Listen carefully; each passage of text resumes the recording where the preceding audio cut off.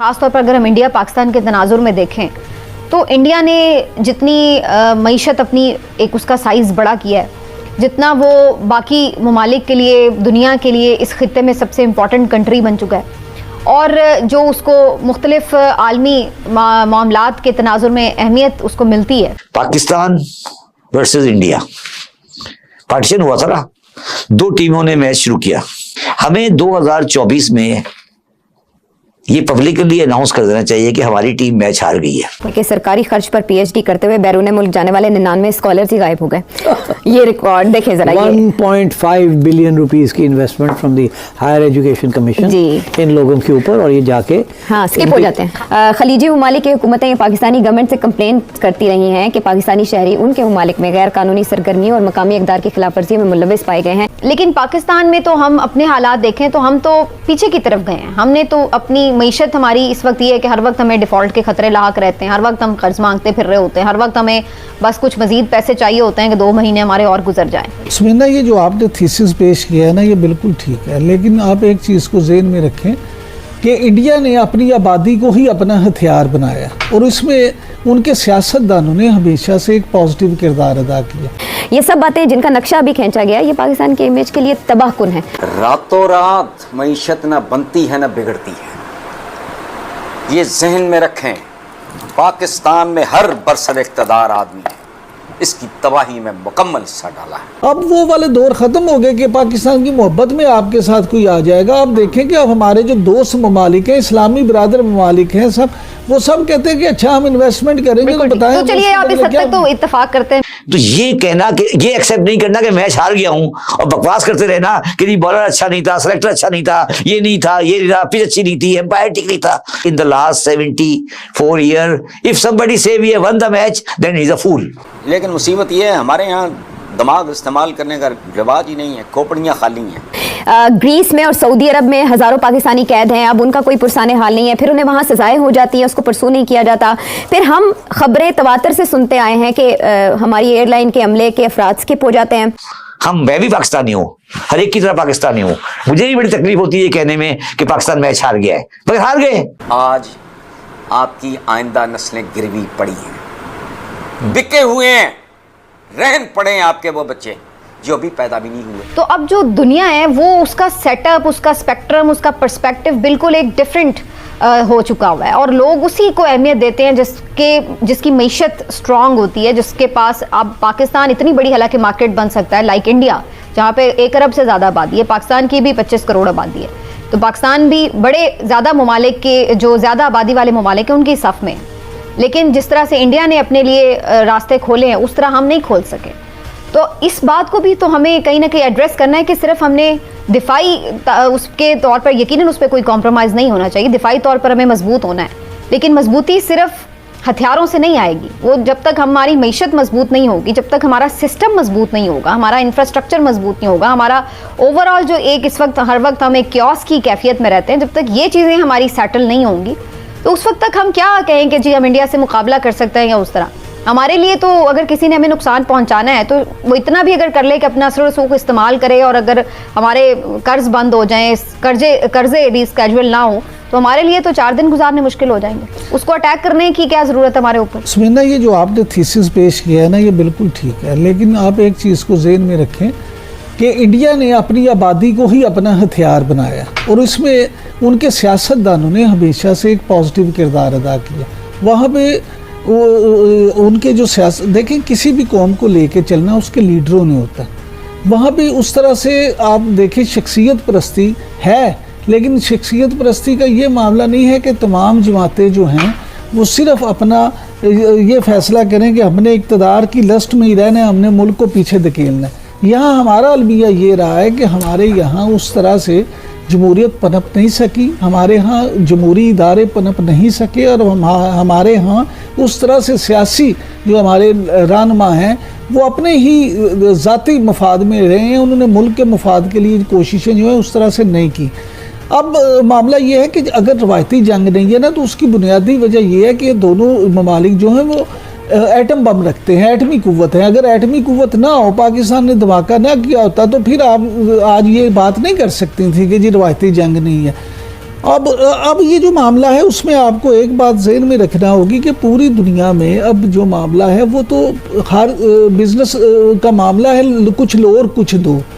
अब वो वाले दौर ख़त्म हो गए कि पाकिस्तान की मोहब्बत में आपके साथ कोई आ जाएगा। अब देखें कि अब हमारे जो दोस्त ममालिक हैं, इस्लामी बिरादर ममालिक हैं, सब वो सब कहते हैं कि अच्छा हम इन्वेस्टमेंट करेंगे, तो बताएं। तो चलिए आप इस हद तक तो इत्तेफाक करते हैं मेरे थीसिस कि बिल्कुल हमें अपना हाउस इन ऑर्डर करना है, उसके बाद ही हम कह सकते हैं कि हम नाकाबिल तस्खीर हैं या हमारा दिफा मजबूत है। अगर हम माशी तौर पर भी उतने ही मजबूत हों, अगर हम एक कौम के तौर पर भी उतने ही मुत्तहिद हों, तो फिर ही हम ये क्लेम कर सकते हैं कि हमारा अगर हम माशी तौर पे मजबूत नहीं होंगे तो हम दिफाई तौर पे मजबूत रह ही नहीं सकते। बिल्कुल ठीक बात। हम उसकी सर्वाइवल ही इसमें है कि माशी तौर पे भी मजबूत। बिल्कुल ठीक है। और जो अभी रिवायती और गैर रिवायती की हम बात कर रहे थे, अब देखिए उनका भी वो जो हमला करने का तरीका है ना, या तरीका वारदात जिसको आप कह लें, वो बदल चुका है। अब आप देखें वो बलूचिस्तान में अपनी शोरश बर्पा करते हैं, वहाँ पर वो कार्रवाइयाँ करवाते हैं, वहाँ के लोगों को इस्तेमाल करते हैं और उस तरीके से वो एक सेपरेटिस्ट मूवमेंट जो है उनको अफगानिस्तान को उन्होंने हमारे खिलाफ देखें किस तरह से इस्तेमाल किया। और वो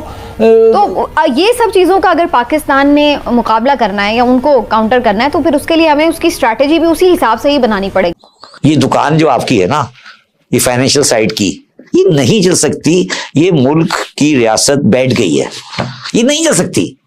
आप लोगों को कब तक लाल बत्ती दिखाते रहोगे? आप कब तक कहते रहोगे हम ये बेचेंगे, हम ये करेंगे, हम ये करेंगे, हम ये करेंगे, हम ये करेंगे, हम ये करेंगे। आपका कुछ नहीं होता और आवाम बढ़ती जा रही है। क्यों ये लोगों को लाल बत्ती दिखाते हो? क्यों नहीं बताते कि यार ये रियलिटी है? देखो बात सुनो फैसल, मैं अभी सोच रहा था आपके प्रोग्राम में आने से पहले, पाकिस्तान वर्सेस इंडिया पार्टीशन हुआ था ना, दो टीमों ने मैच शुरू किया, ठीक है, दोनों टीमें मैच खेल रही थी। हमें 2024 में ये पब्लिकली अनाउंस कर देना चाहिए कि हमारी टीम मैच हार गई है। तो सर हम ये तस्लीम कब करेंगे फिर? अपनी शिकस्त तस्लीम कब करेंगे? या इतना ज़र्फ है कि हम तस्लीम करें, या कभी नहीं करेंगे? पंजाबी शोवनिस्ट कभी तस्लीम करेगा अपनी शिकस्त? जो अपने आप को मार्शल रेस कहता है, पठान जंगजू और पंजाबी शोवनिस्ट जो मार्शल रेस कहते हैं अपने आप को, वो कभी शिकस्त तस्लीम करेंगे? वो तो गुलाम बन जाएंगे, शिकस्त तस्लीम नहीं करेंगे। मार्शल रेस है ना उनको। सर 71 की जंग में शिकस्त तस्लीम की ना? कहाँ की तस्लीम? आज तक नहीं की। सर बांग्लादेश को तस्लीम नहीं बांग्लादेश को तस्लीम किया, आज तक तस्लीम कहाँ की? वो सुने पढ़े, कभी शोरत कश्मीरी को पढ़े, कभी नवायबक पढ़े, जमात इस्लामी का रेटरिक पढ़े, वो तो आज भी कह रहे हैं कि नहीं शिकस्त नहीं हुई, गद्दारी हुई, साजिश हुई, इंडिया ने कर दिया, वो तो आज भी ये कह रहे हैं। आज भी रेटरिक ये है कि नहीं शिकस्त नहीं हुई, आज भी रेटरिक ये है कि शिकस्त नहीं हुई। आप देख लें, वो तो ये कहते हैं इंडियन आर्मी ने किया, बंगाली थोड़ी, हम थोड़ी हारे। सर अगर इंडियन आर्मी ने भी किया तो ये भी तो हमारी एक शिकस्त है ना भाई। एक दूसरा मुल्क आकर एक मुल्क के बीच में इंटरफेयर करता है और उसको तोड़ देता है, तो ये भी तो शिकस्त ही है। जय हिंद दोस्तों। तो जैसा कि पाकिस्तानी मीडिया चर्चा कर रहा है कि भारत ने अपनी आबादी को अपना हथियार बनाकर वो बहुत आगे पहुंच गए हैं, लेकिन पाकिस्तान अपनी आबादी को अपना हथियार नहीं बना पाया। वैसे देखिए सही मायने में देखा जाए तो पाकिस्तान ने ही अपनी आबादी को अपना हथियार बनाया है, भारत ने नहीं बनाया, भारत ने उपयोग किया है।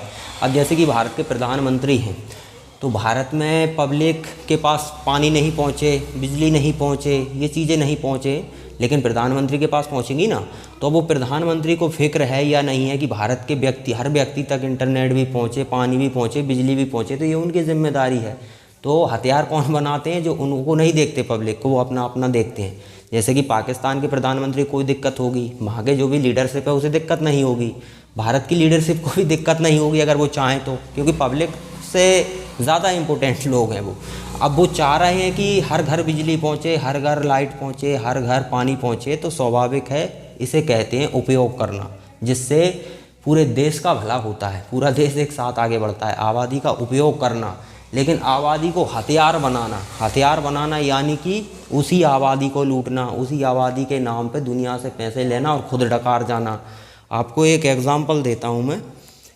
बाढ़ आई थी पाकिस्तान में, आपको याद हो तो तुर्की ने मदद भेजी थी, तो फिर कुछ समय बाद क्या होता है कि तुर्की में भूकंप आ जाता है, तो पाकिस्तान वही तुर्की की आई हुई मदद को तुर्की को ही वापस टिका देता है। अब ये नहीं है कि उसी की मदद उसी को टिका दी, उसके पास थी नहीं जो।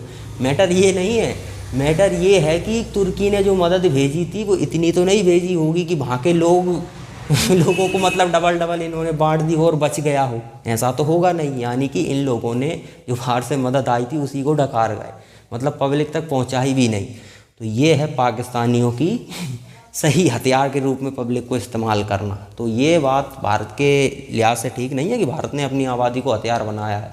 हथियार आप लोग बनाते हो, दूसरे देश आपको मुफ्त में कुछ दे रहे हैं कि भाई ये बाढ़ आई है, लोगों के घर उजड़ गए हैं, उनको कुछ राहत मिल जाएगी, लेकिन जो राहत की सामग्री आई है उसे भी आप डकार गए हो। उसे सीधी सी बात है, वैसा किसी भी देश में नहीं होता कि भारत किसी देश को इतनी क्वांटिटी में मटेरियल भेज दे कि वहाँ की जनता को डबल बांट दिया जाए और वो वापस भी बच जाए, ऐसा तो हो नहीं सकता। और ख़ासकर पाकिस्तान जैसे देश में, यानी कि अपनी ही आबादी को इन्होंने राहत सामग्री नहीं दी, तो ये उस लेवल का हथियार बनाते हैं अपनी पब्लिक को। और बात करते हैं कि नहीं भारत ने हथियार नहीं, इनको लग रहा है कि भारत इतनी तेज़ी से आगे बढ़ रहा है और हम गटर में जा रहे हैं, तो तुम यही काम कर रहे हो, तुम हथियार बना रहे हो अपनी पब्लिक को।